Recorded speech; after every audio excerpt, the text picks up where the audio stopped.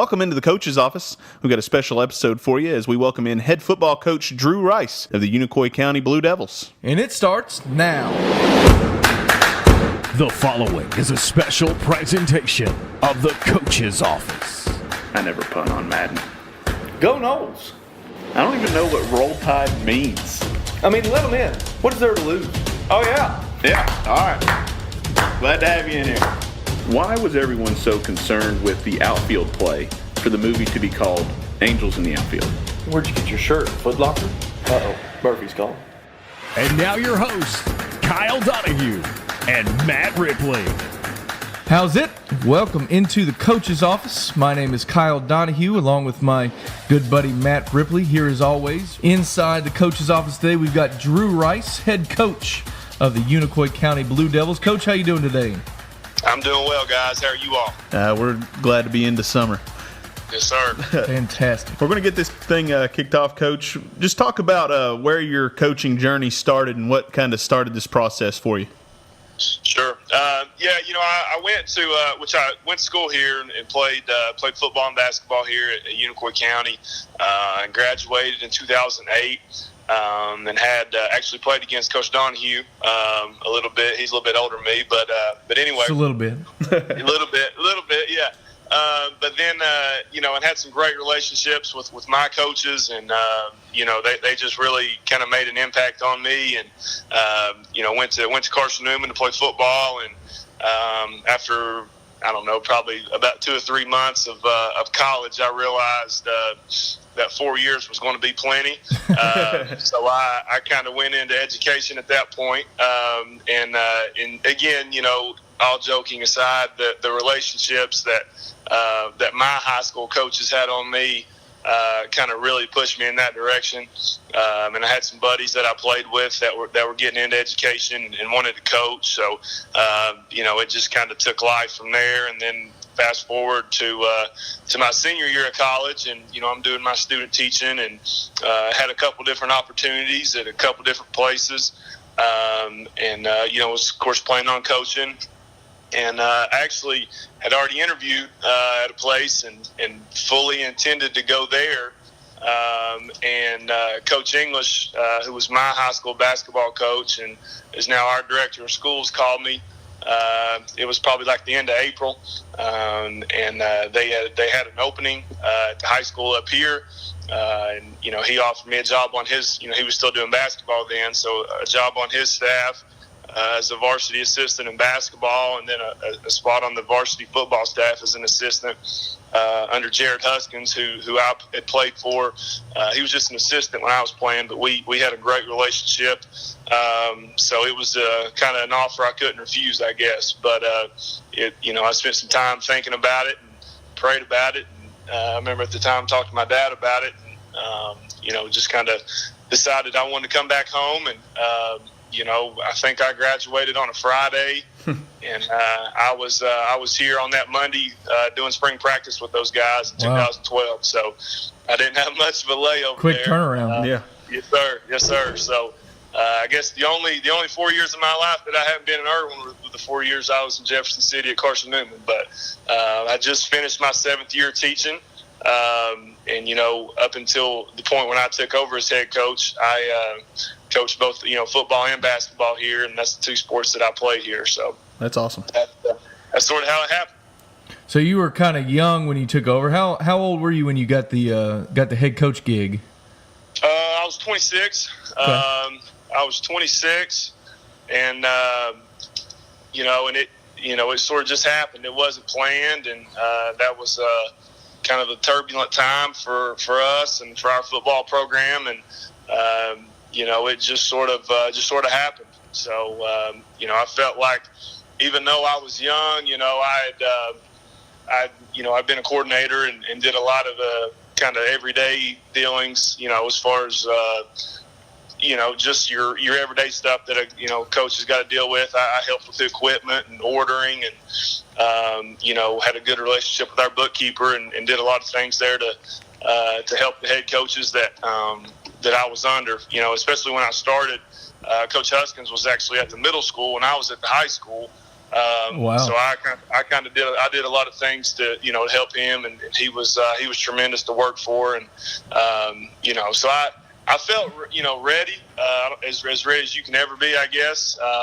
But I really didn't have any intentions, when I started coaching of even being a head coach. I loved doing two sports, and the basketball side of things, and obviously the football side of things, and it just goes to show you, you can plan all you want, but sometimes there's things that are going to come up that you're not necessarily planned for.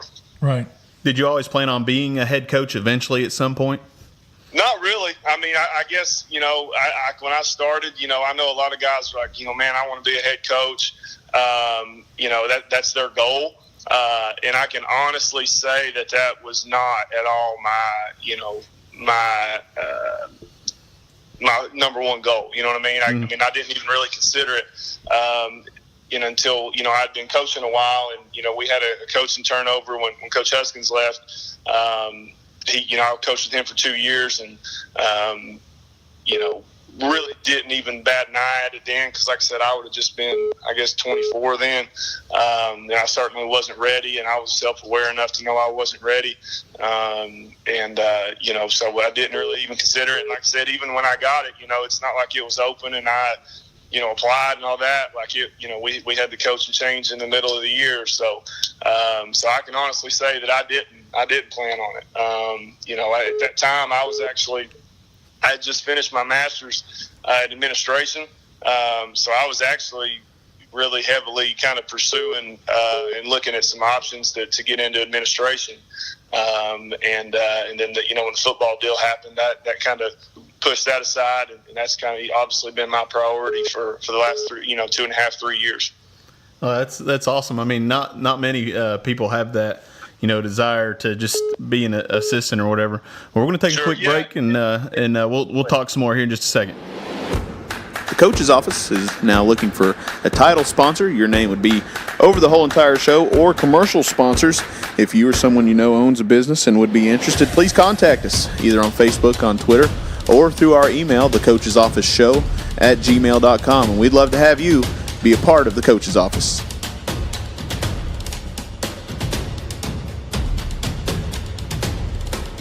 And we're back inside the coach's office. We're back with Drew Rice, head coach of Unicoi County football.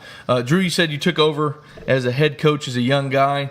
Have you had that I'm a head coach experience yet? The moment where, it's going to be different than being an assistant. You're the big guy. You're the one in the office chair.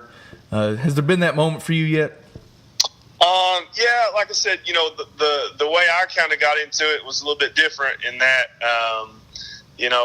on a Friday night, fourth game of the year, I'm a coordinator, and then Sunday at the coaches meeting, I'm the head coach. So I didn't really have a whole lot of time to go through, an interview process, and my first off season and all those things. I just kind of got thrown into it. So I guess that Sunday when we came in, and all that went down, and and I was named the head coach, and we're sitting here preparing to play Elizabeth that Friday night. Yeah. I guess that was probably it. We're sitting in the office, and I'm kind of waiting for somebody to start talking. I was like, well, I guess that's my job now.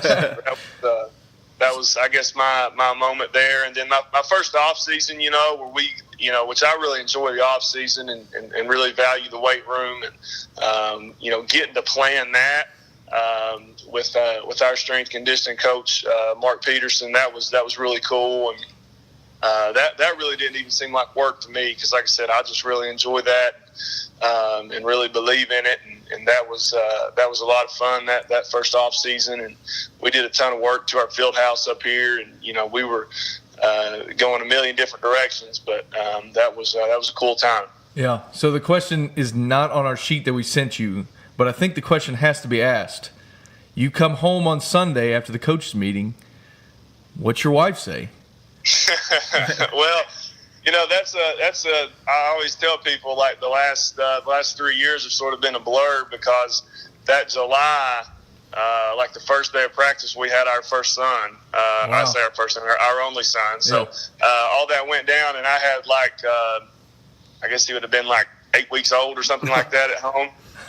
So it was a hectic time, and actually my wife was still off work with him for about 3 or 4 more weeks there. So that was a blessing in hindsight, because like I said, I had so much to do and felt like I needed to be a million different places at one time, and Right. for her to be off work for that little bit of time was a blessing. But yeah, it's been a blur. Like I said, having kids is that changes your whole life.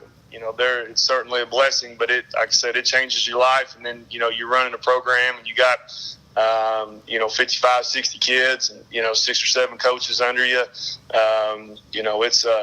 It's a 12-month job, and it's a 24-hour job, no doubt. Yeah. That's true. Do you have any advice for a young coach maybe getting in, whether they just want to be an assistant or maybe eventually a head coach? You got any advice for them guys, especially the way that you've kind of been thrown into this whole thing?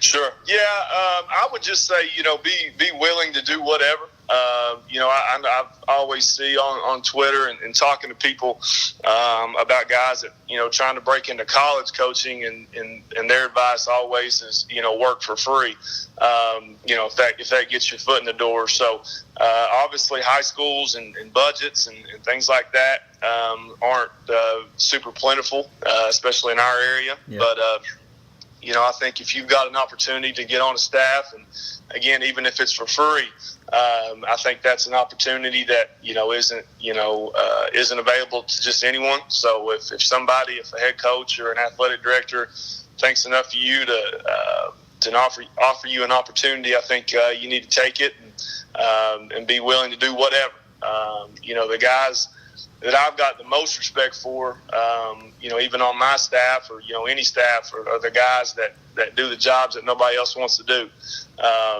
Whether that's, laundry or, going and pick up a kid or take a kid home or, the equipment stuff is such a chore, painting the field, whatever it may be. The sort of less glamorous side of coaching, we'll say, the jobs that nobody really sees that still got to get done. Be willing to do those things, and I think coaches see that, and people respect that. And I think guys that'll do that will always have a job in this industry. Yeah. Yeah, those people are definitely the foundation of a quality program. And what do you think makes a quality program? Obviously, those guys. Sure. Yeah. I think a quality program. I think I was thinking about that. This morning, knowing I was going to be on here, and I think there's 2 parts to it. I think the first part is accountability. And I know that word gets thrown around a lot, and that's sort of a generic answer, but I think there's a whole lot of truth to it. As far as being where you're supposed to be, this is for coaches and players. Always being there. Coaching's a lot of hours. If you ever, figure up the hours coaches put in and then divided by that supplement we get, it's not much. Pennies. It's pennies. It really is. So, the accountability part, and being where you're supposed to be, and then I think that turns into trust. And then, trusting you guys, trusting your teammates, trusting your coaches, trusting your players. And then, I think when all that comes back around, I think that's where a relationship's formed. And I'll come full circle on that. That's, why I got into this, because of the relationships I had with my coaches and people who really had an impact on my life. Because, being, a teenager, whether it's, 7th or 8th grader, or certainly in high school, there's things that kids got to deal with. And I think there's more, especially now with social media and things, there's things these kids got to deal with that a lot of times, they don't feel comfortable talking to mom or dad about. And that's if they've got a mom or dad. I got a, it's amazing to me how many of these kids that we've got, got single parent homes or no parent homes. It's just incredible. But I think a lot of times that they feel, like a coach, especially if it's someone they trust, they can go to and, and talk with and, ask for advice or, ask for, material things that they literally need that they don't have. Yeah. And I think that's what it's all about. When it's all said and done, those relationships and, like I said, I can't say enough about the coaches I had, and the relationships that I still have with them today. And I think that's what this whole thing's really about. Yeah, it goes a lot further than what people see on a Friday night from, say, 7:30 to 10 o'clock. I mean, there's a lot more to it. 100%. All right, so we'll be back here in a minute with more from head coach Drew Rice. Matt and I would love to hear from you inside the coach's office. Join us on Facebook at the coach's office or on Twitter at @coaching_office. Tell us some topics or things that you'd like for us to discuss on upcoming episodes. Also, if you're on Google or iTunes, go ahead and hit the 5 stars. Now, it's time to head back inside the coach's office. And we're back with head coach Drew Rice talking about the Unicoi County Blue Devils and their program. Coach, I haven't really got a chance to tell you, but I am impressed just looking from afar at what you've done within the Blue Devil football program. You really seem to streamline and bring everybody together, get more athletes out there. Talk about, for our listeners, talk about what it takes to kind of change the program's culture. I don't necessarily know if Unicoi County was necessarily known for winning, but you've done a good job in your couple years as head coach. Talk about that for us. Yeah, that's you don't have to sugarcoat it. This is a place that hadn't had a whole lot of success for a long time. And that was I think winning breeds winning, and at the same time, I think losing breeds losing. Absolutely. That can be true for a lot of different things. But that's something that we were fighting here. Last year we ended up having a great year and won 9 games and won a playoff game. And, there was a time that, getting into playoffs was, the equivalent of winning the Super Bowl here. Yeah. These seniors that just went out, they went to the playoffs all 4 years. And like I said, for us to win a playoff game last year, I hope, we'll see. I hope, helps us take the next step. We got over that hurdle. We went 5-5 3 years in a row there. It just felt like we just kept running into that wall and couldn't get over that hump. And, at that point we hadn't had a winning season since 1996. Wow. We just kept, running into that wall. To kind of get over that and really just break through that last year was huge. And then, we lost the regional championship game, the last game of the year, to Johnson County, and Coach Curley up there. I've got a great amount of respect for him, and we've got a great relationship. But that one hurt, and it hurt us, and it hurt our kids. For us to bounce back 7 days later and win a playoff game for the first time since like 1985. Oh wow! It was tremendous, and I think it was. A testament to our kids and the work they had done, and and for them not to quit, because like I said, that regional championship loss was really, really tough, and we going into it, we felt like we had a great shot at winning that, and for us to bounce back that next week was huge, and I hope that like I said, helps us get over the hump, and as we move forward, and again, I think that's just a testament to our guys and the work they've done, leading up to this point. Yeah, and you all hosted that playoff game, right? The first game? Yeah, that was the other thing. We hadn't hosted a playoff game since like 91. Yeah. So like our goals were always, host a playoff game. And we did that. We had to win the season. We won the playoff game, and obviously ran in Dalcoa, and that was obviously where it ended. But it was still a good run, and we were the only team from our region to win a game, and this year in the playoffs. So that was something we were proud of, and so like I said, hopefully that success will breed more success. Yeah, and you're able to win. Keep going. Sorry, I hate playing at Unicoi County, but I think one of the coolest things, and I can imagine I didn't go to that game in the playoffs, but I think one of the coolest things is all the people walking to the games and then kind of the parade that leads up to Gentry Stadium. I think that's really cool that Unicoi County does. It's a cool atmosphere. Support their program.